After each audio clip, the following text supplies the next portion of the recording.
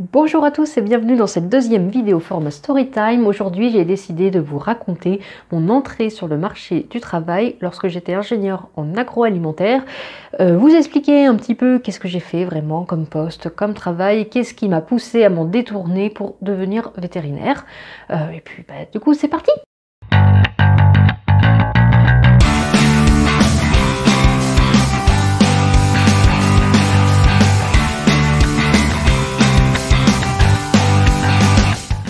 Alors cette vidéo va s'adresser du coup à une autre partie du public de ma chaîne.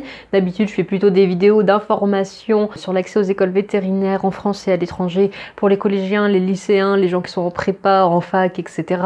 Puis là je vais plutôt m'adresser aux gens qui sont déjà en études supérieures ou bien qui travaillent mais qui c'est pas du tout dans le domaine vétérinaire et qui voudraient reprendre leurs études pour le devenir. Ces gens-là qui sont aujourd'hui dans la situation dans laquelle j'étais il y a 3 ans, j'espère que mon retour d'expérience et ce partage pourra vous aider à décider si pour vous ça vaut le coup ou pas de reprendre les études. Je sais que pour moi ça a été une période difficile quand j'ai dû me décider, donc je suppose que c'est peut-être aussi difficile pour vous à prendre comme décision, surtout si comme moi vous aviez 25 ans ou plus lorsque vous avez pris cette décision. Donc j'espère que ce retour d'expérience va vous aider. Également pour les gens qui s'intéressent au domaine de l'agroalimentaire, vous aurez du coup mon retour d'expérience, de qu'est-ce que j'ai fait comme travail, etc. Alors après, ne vous dégoûtez pas de l'agroalimentaire, de ce que je vous en dis, parce que voilà, moi je le dis clairement, c'est pas le métier dans lequel j'ai été épanouie, mais par contre plein de gens s'épanouissent dans l'agroalimentaire, il y a une multitude de métiers, il n'y a pas de souci avec ça. Moi c'est une expérience parmi d'autres, et je vous invite, si ces métiers vous intéressent, vous pouvez me contacter, mais vous pouvez aussi contacter d'autres personnes qui seraient plus épanouies dans ce métier. Alors peut-être que certains d'entre vous vont se demander, mais pourquoi je refais une redite de ma première vidéo? En fait, je pense pas faire une redite parce que je vais aller plus dans le détail de comment j'ai vécu mon entrée sur le marché du travail, comment j'ai vécu ma prise en poste, voilà, qu'est-ce que j'ai senti, qu'est-ce que j'ai vécu vraiment, plus mon état d'esprit en fait, et qu'est-ce que j'ai fait pour que vous sachiez, ça va plus être dans le détail que la vidéo de mon parcours qui en fait était surtout un résumé plutôt plus objectif, on va dire. Donc je vais commencer mon récit à partir de mon stage d'ingénieur de fin de 3e année.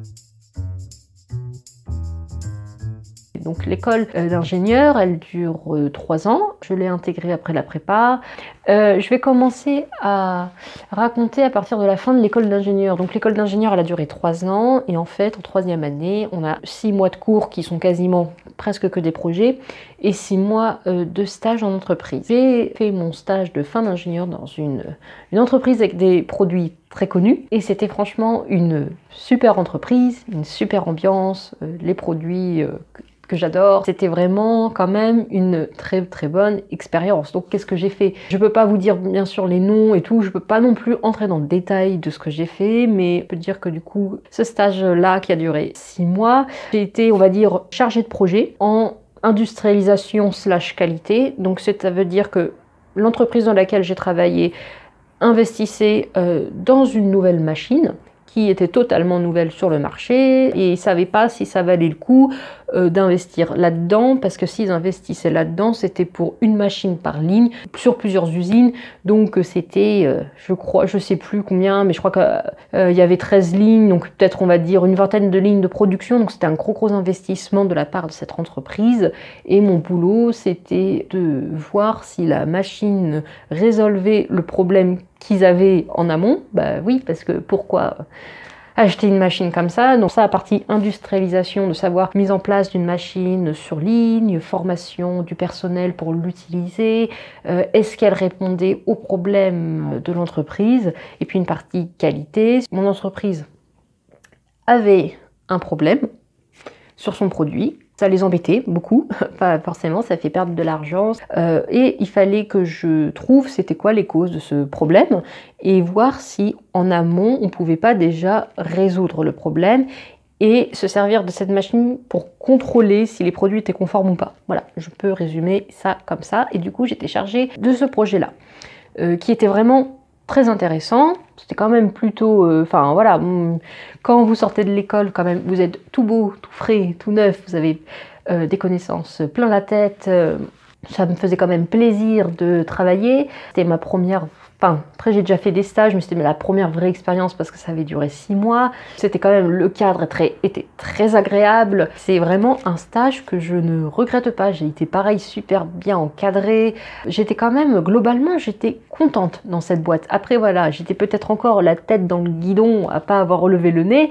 Forcément, j'avais pas encore fini mes études. Pour vous dire que j'étais bien dans cette entreprise à tel point que mes parents pensent que si on m'avait proposé un job à l'issue de ce stage, peut-être que je n'aurais pas repris mes études.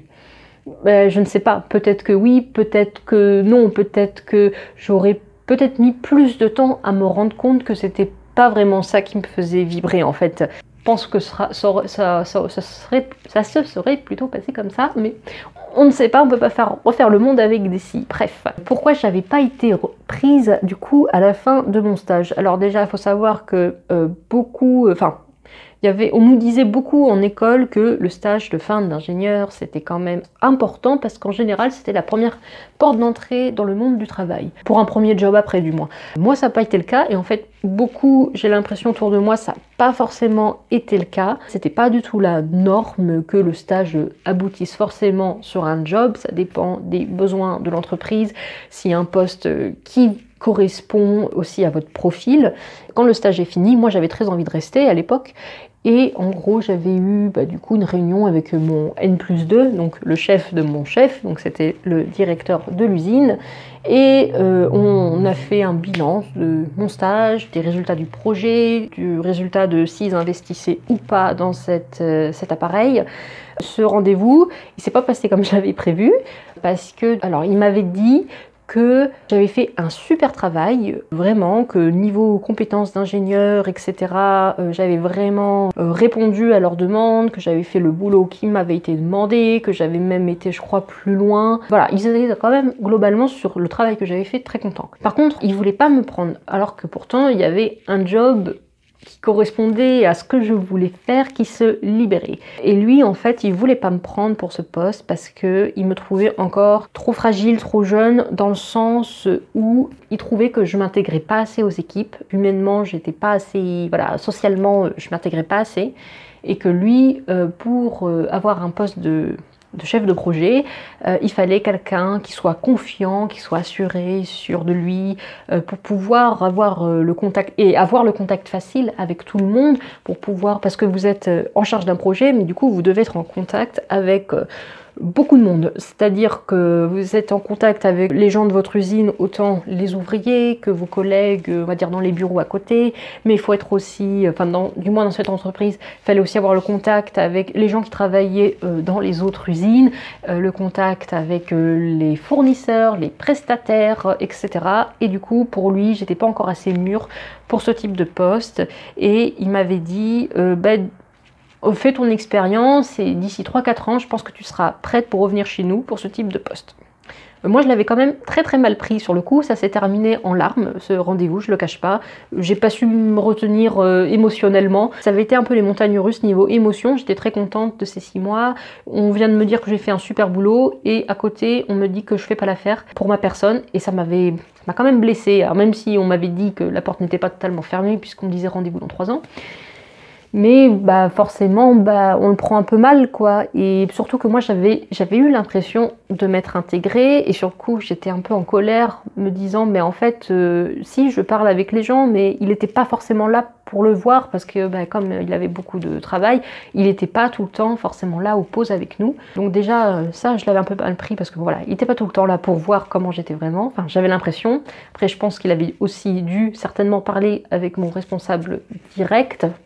Je sais plus, en fait, ça fait quand même, ça remonte à 4 ans, bientôt 5 ans, donc ça date. Puis je me souviens aussi, c'était complètement pas logique en fait, parce que voilà, je disais, si, je m'intègre très bien, machin et tout, et puis je sais plus comment la discussion avait été menée, mais qu'en gros j'avais fini par dire 10 minutes plus tard, oui, mais les gens, ils ont pas des sujets de discussion qui me conviennent, c'est pour ça que j'arrive pas à m'intégrer. Truc complètement illogique. Alors il faut savoir que c'est vrai que même si j'avais été contente, j'ai très mal vécu le passage de la vie étudiante à la vie de travail. Parce que du jour au lendemain, je suis passée d'être à l'école, en cours, avec tous mes potes et tout, dans l'appart dans lequel j'étais depuis 3 ans, une vie où je faisais quand même, je m'amusais pas mal, je sortais pas mal, et tu passes du jour au lendemain à une vie où tu dois te lever super tôt. Tous les matins, je devais faire 40 minutes de voiture pour y aller, tu fais toute ta journée à bosser, tu es qu'avec des adultes. Tes collègues te parlent mariage, boulot, crédit, maison, des sujets qui... pardon, mais pour moi, ça voulait rien dire, j'étais trop jeune. Donc je pense que peut-être qu'à l'époque, j'étais jeune, pas assez mature. Ah, bon, on a un petit coucou. Donc voilà, je pense qu'à l'époque, j'étais pas... peut-être trop jeune, pas assez mûre dans ma tête. Puis pareil, moi à l'époque j'étais encore célibataire, donc j'avais vraiment pas du tout une vie comme la plupart de mes collègues qui avaient, pourtant il y en avait des jeunes, hein. C'est ça que aussi mon N+2 il disait bah, comment ça tu dis qu'il n'y a pas de gens qui ont des discussions possibles avec toi.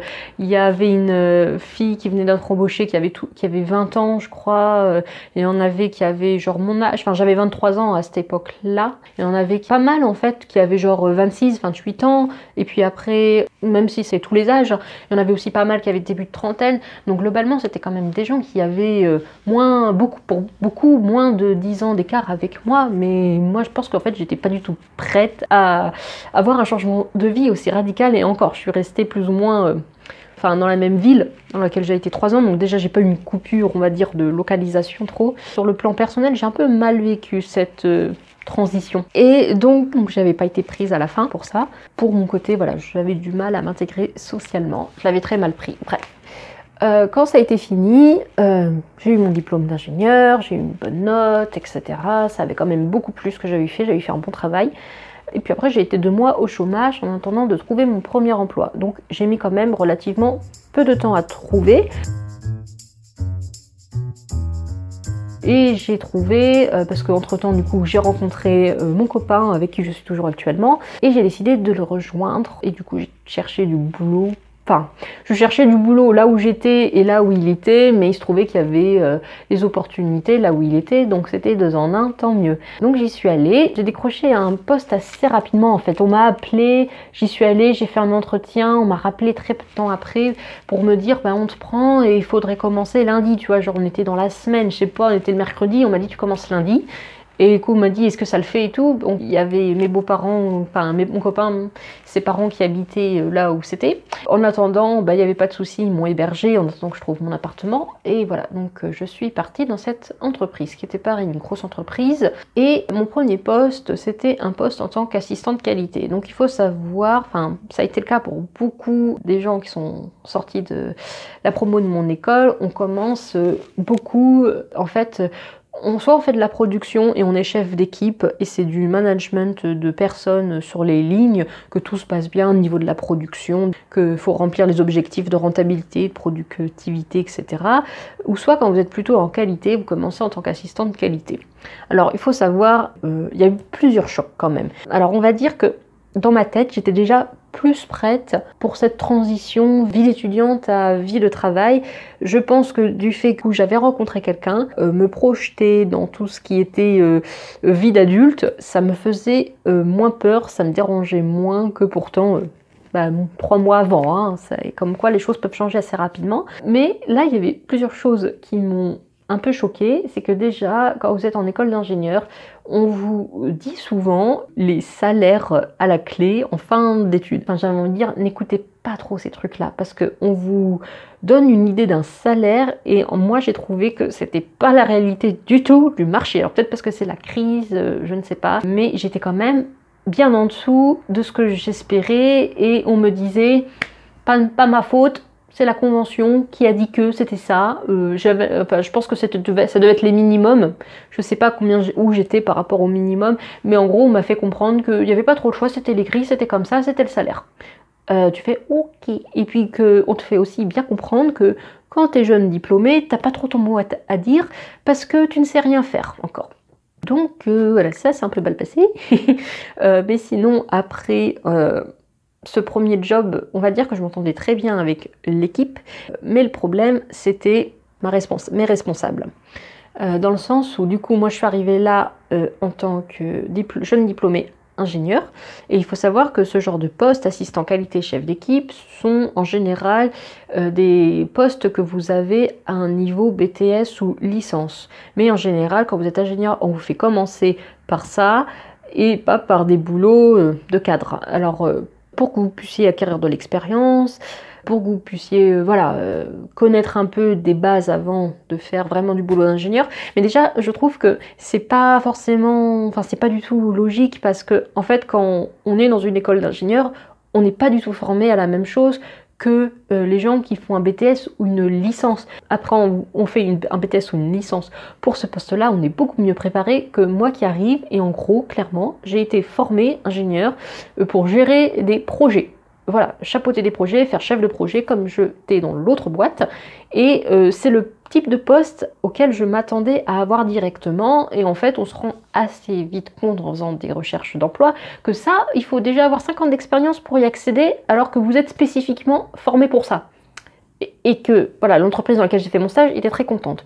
Donc là aussi, ça fait une deuxième désillusion, c'est que voilà, on vous fait miroiter un salaire, vous fait miroiter un certain type de poste pour au final vous dire bah non, t'es jeune diplômé, t'auras jamais droit à ça avant dans 5 ans. Donc t'arrives à un poste, t'es propulsé à un poste où tu ne sais rien faire.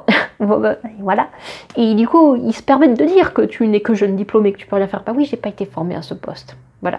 Et aussi, ça a été particulier, on va dire, parce que, mais ça, je l'ai appris pas forcément tout de suite. En fait, j'ai été embauchée là pour remplacer quelqu'un. Mais c'était une personne qui partait et je l'ai appris. Après, en fait, elle est partie parce qu'elle en avait marre. Mes collègues au bout des 6 mois, ils m'avaient raconté quand même un peu toute l'histoire. Et encore, peut-être qu'ils m'ont pas tout raconté, hein. Mais ça faisait un peu froid dans le dos et voilà. Et bref, moi je suis toujours quelqu'un qui n'écoute pas trop ce que les autres disent, je préfère me faire ma propre idée moi-même. Puis en fait, je me suis rapidement fait ma propre idée. J'étais pas encadrée comme je l'espérais. En fait, si tu veux, j'étais encadrée mais par mes collègues. Mais mes collègues qui n'avaient pas de compétences d'ingénieur et donc qui pouvaient pas trop m'aider en fait dans ce que j'étais censée faire. Et j'aurais dû être coachée par ma responsable qui avait un niveau ingénieur comme moi. Voilà, j'aurais dû être coachée par quelqu'un qui avait fait le même type de formation pour me tirer vers le haut, me faire évoluer, m'apprendre les choses, etc. Sauf que elle n'avait pas le temps. Et j'ai aussi appris que, en fait, si j'avais été prise, c'était parce que j'étais la seule disponible actuellement et que c'était très urgent qu'il y ait quelqu'un à ce poste. Donc, c'est pareil, moralement, quand vous savez que vous êtes accepté pour un poste par défaut, par dépit, parce que personne d'autre n'est là, ça fait toujours très plaisir, personnellement. Et voilà. Et pourquoi... Donc ça, c'était quand même... Ça n'a pas été une bonne expérience au niveau du travail. Je me suis très bien entendue avec les gens de l'entreprise, mais professionnellement, c'était pas du tout ça. Je me suis pas épanouie, donc j'étais pas coachée. Donc en fait, clairement, je m'ennuyais parce que pareil, on s'est rendu compte que mon poste, il n'y avait pas tant de choses que ça à faire. Et du coup, je m'ennuyais. Il y a vraiment des jours, je regardais l'horloge passer. Je demandais à ce qu'on me donne du travail parce que j'avais pas envie de rien faire. Mais on m'en donnait pas. Ou alors, on me donnait des trucs du genre, bah tiens, fais des fichiers Excel. Ouh, j'ai fait Bac+5 pour faire des fichiers Excel. Je suis trop contente. Voilà. Et du coup, je les faisais. Je me disais, oh, mais c'est bien. Je disais, bah du coup, je peux pas avoir autre chose. On me disait, bah non. À un moment, il y a eu un problème sur une machine. Et là, j'ai décidé d'en parler à ma chef pour lui dire bah, j'aimerais bien participer, travailler sur ce projet, parce qu'en gros, c'était une machine de congélation et qu'il y avait un souci, je crois qu'elle marchait pas bien. Alors, il faut savoir que du coup, dans mon école d'ingénieur, ils étaient quand même très calés en processus de réfrigération-congélation. Mon projet d'ingénieur, c'est-à-dire la première partie de 3e année, j'ai passé 6 mois sur un processus de réfrigération-congélation, donc je me sentais assez confiante pour retravailler sur ce type de machine. Et du coup, je lui avais dit à ma chef de lui dire, bah écoute, j'ai déjà travaillé sur ce type de projet, ce truc-là, je l'ai vu en cours, je sais à peu près je peux tout de suite dire ça va être quoi les trucs qu'il faut regarder d'abord, etc. Comment on s'y prend. Bref, j'avais plein d'idées et j'avais envie d'aider, même si elle se sentait pas de me donner tout le projet, mais au moins de participer. Bah, c'était non, tu seras pas faire. Ou enfin, du moins, elle me l'a fait comprendre.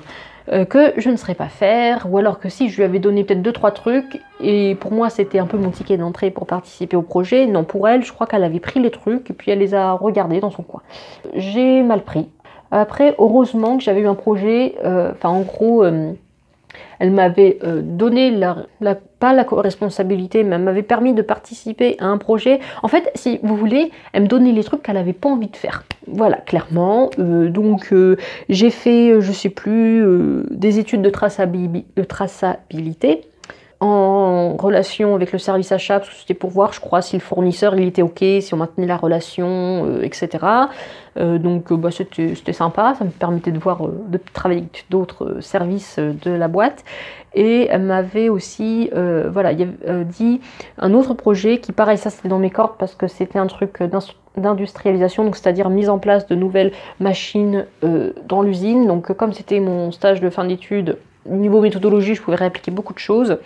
Et du coup, j'apportais l'expertise qualité là-dessus, parce qu'en fait, j'étais pas responsable du projet, parce qu'en fait, c'était une stagiaire qui était embauchée pour voir, pareil, la faisabilité, etc., de cette machine sur l'usine. Et du coup, elle m'a accroché à elle en disant, bah voilà, toi, t'es la partie qualité. Et puis, comme j'avais de l'expérience sur d'autres domaines, j'avais été aussi en rapport avec la recherche et le développement pour faire, faire des tests à l'aveugle, voir si le goût, l'aspect, etc., si en gros le nouveau process changeait quelque chose au produit final ou pas. Donc là, j'avais commencé à faire un peu plus de choses, mais on arrivait déjà sur la fin des 6 mois de CDD et on m'a dit que je ne ferais pas l'affaire. Parce que voilà, donc j'ai adoré là aussi comment ça s'est passé, parce que en gros, il y a eu les réunions de, comment ça s'appelle ? Les réunions d'année, en fait, chaque année, vous avez une réunion avec votre superviseur et c'est les entretiens d'évaluation pour savoir si vous pouvez prétendre à une augmentation de salaire, si on revoit votre organisation de travail, on vous donne de nouvelles missions pour l'année à venir, etc. Et tout le monde se préparait à ce truc-là dans mon équipe. Et moi, j'avais demandé du coup à ma chef, disant, en fait, est-ce que je dois préparer quelque chose? Si oui, qu'est-ce que je prépare? Parce que c'est la première fois que je fais ce genre d'entretien, je ne sais pas comment ça se passe, etc. Et elle m'a assez vite coupée en me disant, non, non, non, tu prépares rien. Par contre, ah oui, je voulais te le dire, on a un rendez-vous lundi après-midi. Ok, on a rendez-vous lundi après-midi, mais non, mais tu prépares rien. Et en fait, on avait rendez-vous avec les ressources humaines pour me dire qu'ils mettaient fin à mon CDD, qu'ils ne me reprenaient pas après. Là aussi, deuxième désillusion, ça aussi fini en larmes, parce que, en gros, le motif, c'était que j'étais pas assez mûre pour le poste, je crois. En fait, ma chef, elle aurait dû me former, mais elle n'avait pas eu le temps de me former, et du coup, il lui fallait quelqu'un qui soit tout de suite... avec plus d'expérience, qui soit, voilà, bon, encore clochette, ça veut dire. Donc voilà, cet entretien s'est aussi mal passé. Ma chef était censée me former, elle ne m'a pas formée, et il lui fallait quelqu'un avec plus de compétences, plus d'expérience, et du coup que je faisais pas l'affaire. Voilà, c'est toujours sympa ça aussi d'apprendre ça. Alors après, l'ARH qui voulait... on va dire sauver les apparences, et qui m'a dit mais regarde, nous sommes un grand groupe, nous avons plein d'autres postes, des postes qui étaient ultra loin de là où j'étais actuellement. Alors ça aussi, faut savoir que je ne sais pas si c'est comme ça dans toutes les entreprises, mais du moins j'ai trouvé que dans l'agroalimentaire, on pouvait vous dispatcher un coup par là, et un coup par là, et un coup par là, et que si certaines entreprises ne se dérangent pas pour vous proposer un nouveau poste tous les 6 mois à 500 km de là où vous êtes. Et puis bon, comme c'est un peu difficile en France de trouver des appartements tout meublés à louer, moi il faut savoir que quand du coup j'ai débarqué au Mans, j'ai acheté tous mes meubles, je les avais même achetés déjà à Nantes, j'ai déménagé là, j'avais pas envie de redéménager au bout de 6 mois, surtout que pour moi j'étais posée là où j'étais, hein. Donc il y avait, et en plus c'était des villes un peu vraiment dans le... perdu au fin fond de la France. Enfin, je lui ai clairement dit que bah non, si c'était pour partir, je voulais pas partir, hein, donc bref, ça s'est pas bien passé. Après, je me souviendrai toujours d'une collègue qui m'avait dit, moi je pense qu'il y a une place pour chacun ici dans ce monde, enfin un truc comme ça, et qu'elle m'a dit, bah ta place elle est pas ici, mais c'est sûr, tu trouveras ta place quelque part. Et ben finalement, plusieurs années après, avec le recul, je me dis, bah ces mots, ils ont fait écho en moi que oui, il y a bien une place parfaite qui m'attend quelque part, mais voilà, c'est pas dans l'agroalimentaire. Des choses comme ça, remises en perspective plus tard, ça prend du sens. Donc après, voilà. Donc et ah oui, et puis si juste peut-être pour dire, en tant qu'assistante qualité, du coup, qu'est-ce que je faisais? Alors en fait, assistante qualité, donc voilà, à part participer à ces petits projets comme ça, c'est le gros du boulot, c'est qu'en gros, quand il y a un problème sur les lignes de production, problème de qualité, je ne sais pas, il y a, bon ça va être le pire des cas, mais par exemple il y a un truc en verre qui s'est brisé, c'est tombé sur la ligne, que le détecteur de métaux a sonné, voilà, quand il y a des problèmes comme ça, ben, on vous appelle pour vous demander en gros, on fait quoi des produits? Est-ce qu'on les jette? Est-ce qu'on les trie? Est-ce qu'on les garde? Et il faut tout documenter. Donc il faut savoir que c'est aussi quand même un poste avec des responsabilités parce que c'est quand même vous qui dites si on met en vente ou si on détruit des produits et il y a des parfois, enfin voilà, moi il y a des cas où vous savez tout de suite, c'est clair et net, il n'y a pas à tergiverser, mais il arrive des fois où c'est un peu entre deux et vous savez pas quoi faire et parfois vous avez pas envie de laisser passer les produits, mais on vous dit bah non, on les laisse passer quand même parce que sinon ça va nous faire perdre trop d'argent. Soit vous les laissez passer, mais vous dites il n'y a pas intérêt qu'il y ait un problème. Enfin, c'est assez compliqué. Et ça, clairement, en école, on ne nous apprend pas à prendre des décisions. Surtout de cette envergure, on ne nous apprend pas à faire ça. Donc c'était compliqué. Et autre problème, en fait, avec ce poste, c'est que je me suis rendu compte que je me sentais mais pas du tout impliquée dans mon travail. C'est-à-dire que j'avais beau, voilà, il y avait quand même des responsabilités un peu, mais bon, comme globalement j'avais pas grand chose à faire, que j'étais pas encadrée comme j'aurais dû l'être, etc., j'arrivais pas à m'impliquer. En fait, limite que je fasse bien ou pas bien mon travail, je m'en foutais. Ça me passait complètement au-dessus. J'avais l'impression de faire ça uniquement parce que j'avais un diplôme et qu'il fallait que je fasse ça, parce que ça me permettait de gagner des sous pour faire d'autres choses qui me plaisaient à côté, et j'étais pas du tout impliquée, et ça, pour moi, c'est vite devenu un gros problème, en fait. Je vais peut-être en parler un tout petit peu plus tard. Parce que du coup, à la fin de ce poste, là, j'ai été au chômage pendant mai, juin, juillet, pendant 4 mois. Ça m'a paru très très très long, mais en fait 4 mois c'est pas grand chose, mais ça m'a paru très long. J'ai eu un deuxième poste, un CDD aussi. C'était un remplacement de congé maternité d'une fille qui avait été dans la même école que moi. Et du coup, c'était, on va dire, par le cadre du réseau, petite annonce comme ça, du coup, il y avait besoin de quelqu'un pour faire un remplacement congé maternité. J'ai postulé, j'ai eu un entretien, et puis, ça n'a pas traîné, je crois qu'ils m'ont dit, voilà, ils me prenaient. Je crois que ça a été même dit à la fin de l'entretien, je crois, c'était la première fois que ça m'arrivait, d'habitude c'est toujours ça à la fin de l'entretien, en disant « Oui, on vous rappellera, machin », et 15 jours plus tard, t'as pas de réponse, et du coup tu les relances, etc. Et je crois que là, ça a été j'avais été contente parce que du coup j'avais fait mon petit pitch, on avait discuté, blablabla, blablabla, et puis, voilà, la femme me dit « Oui, c'est ok, on prend ». Je dis « What ?» Et en fait, je faisais l'affaire, ils cherchaient quelqu'un temporairement pour 6 mois. La personne qui était sur ce poste avait un niveau licence, moi j'avais du coup un niveau bac plus 5. Et surtout, je pense que ce qui a fait que j'ai eu le job direct, c'est que j'avais déjà travaillé en fait sur ce type de produit. Et bien forcément, ça a aidé, c'est un peu un milieu fermé en fait. Et quand vous avez travaillé dans une des boîtes, tout de suite, c'est plus facile d'aller dans d'autres boîtes dans le même produit, bref.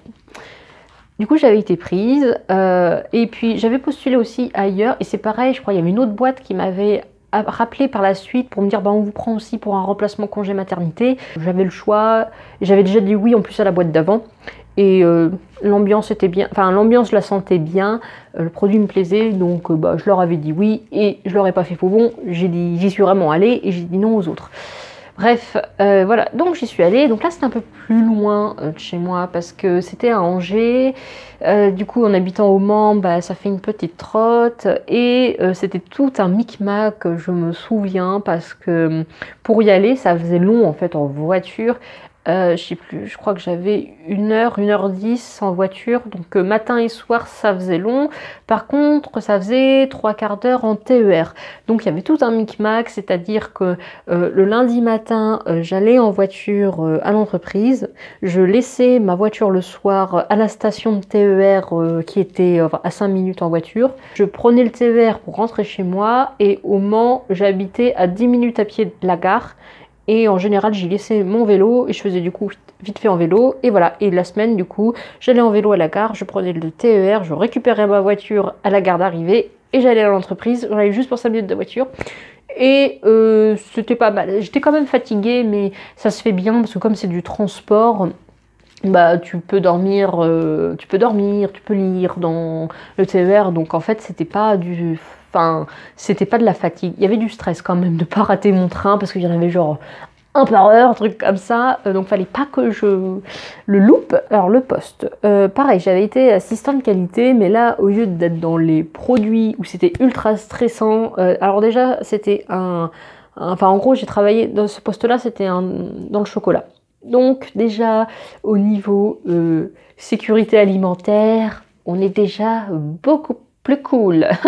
Niveau, c'est pareil, au pire, on a quelques petits problèmes microbiaux et c'est jamais très grave, contrairement à d'autres produits. Donc c'était quand même globalement beaucoup moins stressant.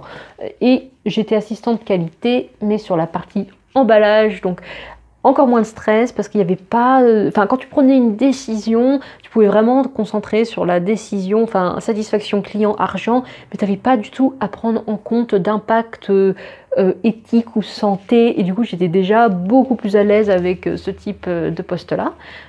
Donc, en fait, voilà, j'étais assistante qualité sur... voilà, les emballages. Donc ça consistait en quoi? Ça consistait à être en contact avec les clients, en contact avec les gens de l'usine, en contact avec les fournisseurs. Et en gros, bah, dès qu'il y avait un problème, par exemple quand on recevait une livraison de je sais pas combien de palettes de nouvelles boîtes, et bien, parfois on m'appelait me disant la couleur elle n'est pas comme ce qu'on avait dit, ou il y a un problème, elle a pris la palette a pris l'eau et du coup bah, tout est bousillé, on peut pas utiliser. Vous avez des trucs comme ça, vous avez les gens dans l'usine qui vous disent bah, on a un problème avec les boîtes parce que telle languette par exemple elle est trop courte et on peut pas fermer les boîtes correctement. Ou aussi je m'occupais de la partie étiquetage, donc il y avait un peu de réglementation, il fallait bien respecter les réglementations de l'étiquetage. Comme c'était une boîte qui exportait beaucoup à l'étranger, du coup j'ai des étiquetages à gérer dans toutes les langues du monde un petit peu. Voilà, et il fallait que du coup que rien ne soit oublié, que les allergènes soient bien en gras, enfin voilà, toute cette partie réglementation, étiquetage. Donc on m'appelait s'il y avait un problème aussi sur ces étiquettes. Puis voilà, c'était quand même un poste varié, intéressant, mais en fait, je ne me voyais pas là-dedans très longtemps. Alors, je savais que c'était que pour 6 mois dans cette boîte. Mais en fait, il faut savoir que cette boîte-là, ça a été une jolie révélation dans le sens où j'ai eu un poste qui, comment dire, le contenu du poste était quand même plaisant, varié. Il y avait beaucoup de choses à faire. Voilà.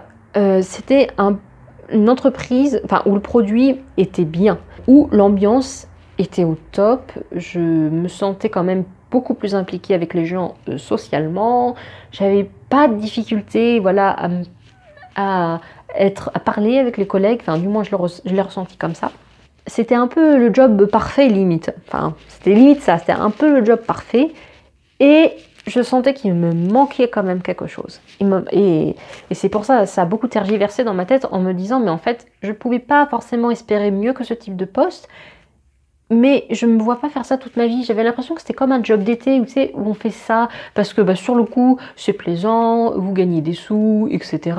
Mais en fait, on ne se voit pas faire ça toute sa vie. Et c'est ça qui a du coup commencé à beaucoup éveiller de questions en moi. Il y a eu aussi un collègue qui a indirectement contribué. Et c'est un collègue qui avait la cinquantaine, qui venait aussi de la même école que moi, comme quoi le monde était petit, hein, qui était aussi arrivé là en ingénieur par défaut. Et il n'était pas impliqué dans son travail, on va dire. C'est-à-dire que je le voyais, il n'était pas, voilà, il était pas passionné, hein, clairement. Et en fait, moi, je me suis projetée en lui. C'est-à-dire que quand je l'ai, enfin, à force de voir cette personne-là, je me suis dit, à son âge, je serai comme lui. Quelqu'un qui n'est pas impliqué, qui dira qu'il est arrivé ici par défaut, etc. Et en fait, je me suis dit, ben, je veux pas d'une vie comme ça, c'est non. Je me suis là rendu compte que j'avais besoin d'un boulot, de quelque chose qui me tenait aux tripes, vraiment, qui me faisait vibrer, dans lequel je me sentais impliquée et où il n'y avait pas d'effort à faire pour me sentir impliquée. Ça a commencé à résonner comme ça. Enfin, j'ai commencé à cogiter comme ça. Et même si le job en soi était bien, vous voyez, ben quand même, j'étais triste le dimanche soir et c'était horrible. Et franchement, je souhaite à personne de faire ça. C'est que j'avais, en fait, sur mon téléphone, j'ai un réveil pour la semaine et j'ai un réveil pour le week-end. Et je faisais exprès, tu sais, de désarmer, remettre l'alarme du week-end. Et tous les soirs, je regardais combien de jours et d'heures il me restait avant le week-end. C'est horrible hein, de faire ça quand même, hein. Faut être un peu maso. Enfin, et c'est là aussi je me suis dit, c'était un petit acte anodin, mais je me suis dit, il y a un problème si je fais ça, si je passe mes jours à me dire, dans tant de jours, dans tant d'heures, ça y est, je suis en week-end, je ne travaille pas. Et c'est là, voilà, et je me suis dit que, en fait, j'avais quand même fait plusieurs entreprises, il y avait aussi les stages d'avant dont j'avais pas parlé. Mais en gros, ça m'a permis de faire voilà, différentes boîtes avec différents produits, différentes ambiances, différentes tailles aussi, parce que l'ambiance usine de 500 personnes, on n'est pas du tout sur la même ambiance dans petite PME de 30 personnes. Hein. Donc voilà, j'avais quand même vu pas mal de choses diversifiées en fait pendant cette courte expérience d'ingénieur agroalimentaire et c'est ça qui en aussi peu de temps j'avais pas envie, je n'avais pas voilà, j'arrivais pas à me projeter plus loin, pas pour moi ça servait à rien de continuer et puis voilà ce rêve de veto qui continuait dans ma tête, ben, il fallait le tenter quoi, c'était maintenant ou jamais. Mais après, voilà, je tiens aussi à dire qu'il n'y a pas d'âge pour reprendre des études, se reconvertir, faire autre chose. Il ne faut pas se laisser aller. Et voilà, il n'y a vraiment pas d'âge. Moi, j'ai fait à 25 ans. Sur le coup, ça me paraît tard, mais en fait, je me dis c'est pas tard du tout. Et puis, s'il y en a d'autres, si vous avez envie, que vous avez 30 ans, 40 ans, 50 ans pour faire quelque chose d'autre, c'est entièrement possible. C'est entièrement possible. Après, c'est sûr que faire un expat comme ça, de 5 ans à l'étranger, faire des études aussi longues et à l'étranger quand on a une famille, oui, bah, je comprends bien qu'il y a des contraintes, mais voilà, après, peut-être que ça ne s'adressera pas à tout le monde, Enfin, vétérinaire, on est quand même sur des études très longues. Sachez que quand même une reconversion, une autre formation est possible, quel que soit votre âge. Donc voilà, moi, j'avais pas envie de me laisser aller, j'avais pas envie de ne vivre qu'une vie qui me plaisait qu'à moitié. Je voulais vraiment quelque chose, voilà, qui me prenne au tripes, quelque chose qui me plaise, quelque chose où j'avais envie de me lever le matin sans avoir à faire d'efforts pour être motivée. Je pense que c'est très important. Au-delà d'une question de rémunération, enfin voilà, on devrait choisir un travail, pas pour une question de salaire, pas pour une question, pas pour une question de salaire, pas pour une question d'honneur ou de ce qu'on doit faire, mais vraiment quelque chose qui nous plaît et pas se laisser non plus aller. Moi personnellement, voilà, compter sur les activités extérieures au travail pour m'épanouir, ça me suffisait pas clairement. Quelque chose aussi que j'ai remarqué et qui m'a mis, ça m'a mis la puce à l'oreille, mais plus après coup, maintenant avec le recul que je repense à cette période-là, je me dis mais oui, ça me paraît quand même évident, mais à savoir c'est que je somatisais beaucoup. Je pense que voilà, j'étais pas, c'est ce que je disais, j'étais pas non plus hyper malheureuse, mais je pense que je somatisais énormément de choses qui restaient à l'intérieur de moi. Et comme ça sortait pas, du coup mon corps l'exprimait quand même, et je trouvais que j'étais quand même souvent malade et des trucs pas anodins pendant ce temps-là où j'étais en école d'ingénieur et où j'ai travaillé en tant qu'ingénieur. Ça pouvait être par exemple Je me souviens, je crois qu'en école d'ingénieur, en 3e année, je crois, je me suis fait mal au genou, mais genre pour rien du tout, hein. Genre je me suis tordu le genou dans l'escalier et j'ai pas pu marcher pendant des mois. Après, voilà, il faut savoir que moi je suis un peu quelqu'un qui est fragile au niveau des articulations, que je m'étais déjà cassé, enfin, j'ai déjà eu des problèmes, mes genoux, mes épaules, voilà, bien avant cela, et du coup c'est peut-être aussi une fragilité de ma part, mais disons que là, sans rien du tout, il y avait eu un problème et j'ai mis plusieurs mois à retrouver à pouvoir marcher correctement. Après voilà, c'est que le recul, donc ça se trouve, c'est des événements qui n'ont peut-être rien à voir avec l'effet de somatiser, mais je trouve que quand même, avec le recul, ça faisait beaucoup en fait. Donc il y avait ça, fin de 3e année. Quand j'étais en stage, pareil, ça aussi, peut-être que ça n'a rien à voir, je pense que c'est plus un malheureux incident peut-être. Mais bref, à un moment, j'ai été malade et en fait, c'est suite à ce rendez-vous bilan où on me disait que j'étais pas prise, je me suis pas, parce que c'était le matin en plus, donc j'ai dû faire la journée après. Donc j'avais repris mes esprits, blabla, fin de matinée, et en fait, globalement, ça allait dans la journée. Sauf que quand je suis rentrée, je commençais à pas me sentir bien du tout, donc je me suis couchée. Ça a dégénéré assez rapidement et je me suis retrouvée hospitalisée pendant une semaine. Mais peut-être que ça n'avait rien à voir, mais quand même la coïncidence est assez... Pour moi, c'est peut-être pas qu'une coïncidence au vu de l'événement qui venait de se produire. Et d'arriver dans des états comme ça, un peu graves, ça fait quand même peur. Qu'est-ce qu'il y avait eu d'autre? Ah oui, mon premier poste. Alors là, j'avais eu deux choses. J'avais eu une première fois, bon, une gastro, ça arrive à tout le monde, mais il faut savoir, enfin, d'habitude, je suis pas quelqu'un qui suis quand même, je suis pas sensible aux maladies, quoi. Je tombe pas malade comme ça, je trouve. Et là, j'avais eu, voilà, une gastro. Et juste avant, genre, peut-être 15 jours avant mon départ, je crois que j'ai passé mes 15 derniers jours à être en arrêt parce que je m'étais fait un torticolis et c'était le premier torticolis que je me refaisais en fait et là qui avait duré bien longtemps, donc j'avais été, bon après voilà, j'avais pas forcément vu le médecin le mieux du monde et du coup j'avais été shootée aux médicaments à pas bouger pendant 15 jours, ce que j'ai appris après coup qu'il fallait absolument pas faire, mais bref voilà. Deuxième expérience, une semaine après ma prise de poste, c'est pareil. Arrêt maladie pendant une semaine parce que j'avais des vertiges qui ne s'arrêtaient pas. Donc pareil, ça m'a fait assez peur. Mais voilà, il y a toujours eu des comme ça, des trucs pas anodins du tout, pas du tout anodins, qui se sont manifestés, je trouve. Ou alors qui étaient anodins mais très rapprochés. Donc, alors que depuis que je suis en école, j'ai pas été une seule fois malade, ça fait la 3e année, j'ai pas été une seule fois malade. Bon, si après parfois j'ai encore les crises de torticolis. Quand j'ai commencé à mettre dans un agenda quand est-ce que j'avais un torticolis, c'était tout le temps avant un gros examen.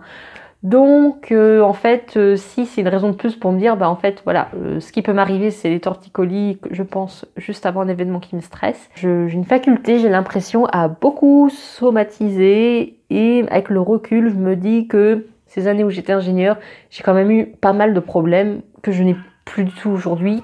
Donc ça a peut-être un effet à voir, voilà. Donc si vous trouvez que vous aussi, vous n'êtes pas du tout sensible à ou maladie ou quoi, mais que d'un coup vous vous dites que c'est vrai que quand même de façon très rapprochée vous avez beaucoup de choses, et votre état psychologique, comment vous vous sentez intérieurement, ça peut être une raison à ces manifestations de mal-être, on va dire sur le plan physique. Donc c'était tout ce que je voulais raconter pour cette vidéo, je pense qu'elle dure déjà extrêmement longtemps. Si vous voulez d'autres expériences sur le sujet comme ça, de reconversion, de changement d'orientation, etc., je ne sais pas si vous les connaissez, moi je suis Isadora et Marisa, qui ont une chaîne YouTube, mais qui ont également des podcasts sur Spotify qui s'appellent Intention, et elles racontent toutes les deux leur parcours professionnel, et pareil, elles ont mis du temps à faire quelque chose qui leur plaît. Et j'ai trouvé ça aussi très intéressant parce que ce qu'elle raconte, c'est aussi d'une certaine manière ce que j'ai pu vivre quand j'en étais dans cette période de un peu mal-être professionnel. Et ça fait du bien en fait, voilà, faut juste que vous sachiez que vous êtes pas du tout seul et qu'on a le droit de se tromper, de penser qu'une orientation est faite pour nous, qu'elle n'est pas faite pour nous en fait. Enfin, voilà, tout est possible, la vie est quand même longue, mais la vie est trop courte pour se laisser aller et ne pas faire vraiment quelque chose qui nous plaît vraiment. Donc voilà, j'espère que cette vidéo vous aura aidé. Dites-moi dans les commentaires si vous êtes touché par cette situation en ce moment ou si vous l'avez été, qu'est-ce que vous avez fait, etc. Ça m'intéresse toujours d'avoir des retours d'expérience de personnes qui, comme moi, voilà, font vraiment ce qu'ils ont envie de faire, mais un peu plus tard que les autres, on va dire. Pour moi, voilà, le message aussi important, c'est pas grave si ce dont vous avez toujours rêvé, c'est pas grave si ce n'est pas fait le plus rapidement possible. Le but, c'est que vous puissiez avoir accès à ce rêve un jour et pas le plus vite possible. Donc voilà, sur ce, je vous laisse et puis je vous dis à la prochaine. Tchuss!